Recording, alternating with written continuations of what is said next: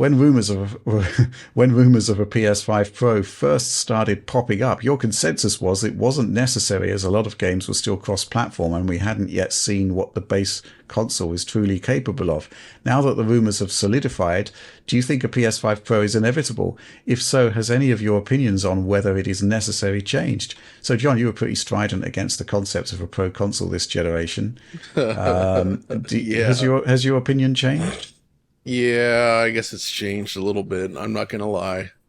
Partially, like now that we're seeing the realities of what big UE5 games mean on these consoles, it's pretty clear that, you know, there's going to be some issues, right? Image quality, frame rate, all this stuff suffering.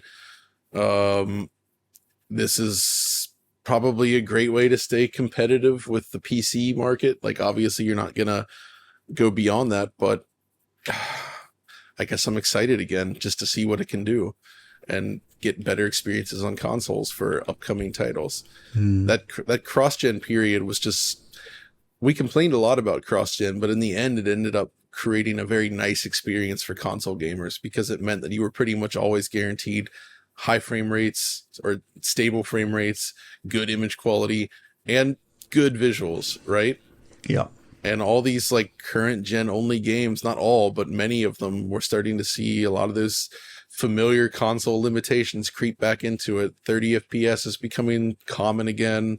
Image quality is degrading very rapidly in some cases. It's starting to feel like, all right, well, may as well do a pro model. What the heck? I feel like that's a bad thing. I'm not saying it's kind of good. Against this because it's like oh, they're not like, it's like either the one thing's through, either they sold the consoles in terms of like what they are capable of, or the developers are not doing the right balancing ratio act of like price and everything nice to get it to actually like the 60 FPS that people so dearly crave now. And they're pushing features that it shouldn't, that don't get them there with the amount of time that development allows and all these things. So I feel like I already see people like underneath a DF video about some game like Final Fantasy 16, and DF thinks we don't need a PS5 Pro. It's like a comment under that video or something like that. And I think like, you know, why you want to buy better hardware to get yourself out of this situation instead of demanding maybe a game that has different visual quality features but runs really well on your base console. And I think that is I think it's a better situation because it'll then lead to better game quote unquote optimization and better player experiences overall instead of having to buy a new, like, consoles aren't PCs. No.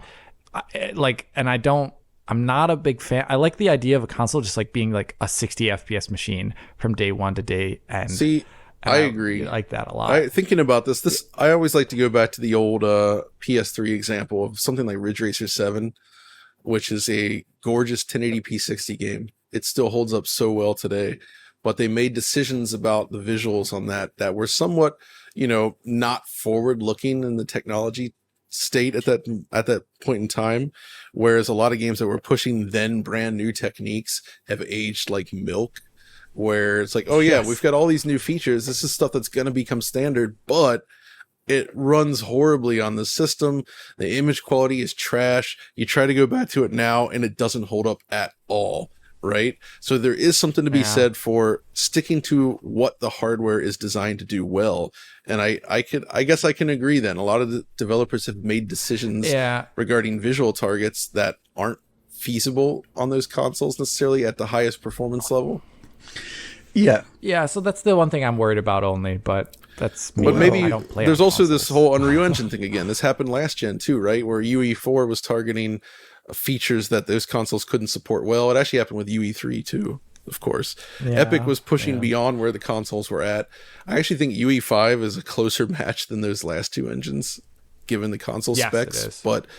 I think developers will do amazing things with it on these machines, but we're definitely seeing some limits. I think we're going to have to accept 30 FPS targets if we want all those features in some cases. Yeah, I mean, that would have solved the whole Immortals of Avium situation with balancing performance with with image quality, right? Because, it's running now at sort of 35 to 60 frames per second with a 960 base resolution.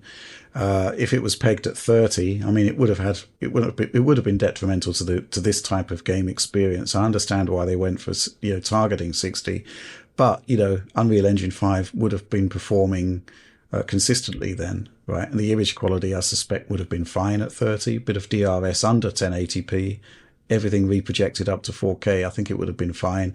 I think Unreal Engine 5 will come good simply because of the sheer amount of people that are using it, B, the brain trust that Epic has got, and C, the big improvements that we've already seen in Unreal Engine 5. So, it's going to happen. It's going to be fine. Yeah. But yeah, we're in this sort of tricky transition period at the moment.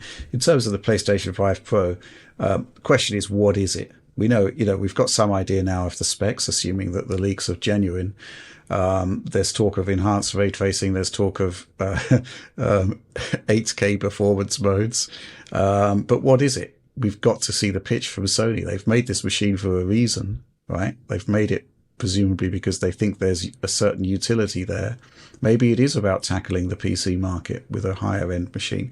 Maybe there's something that, maybe there's something to the pitch that we just don't know yet. Same with Switch 2, right? We don't really know anything about it really beyond the specifications.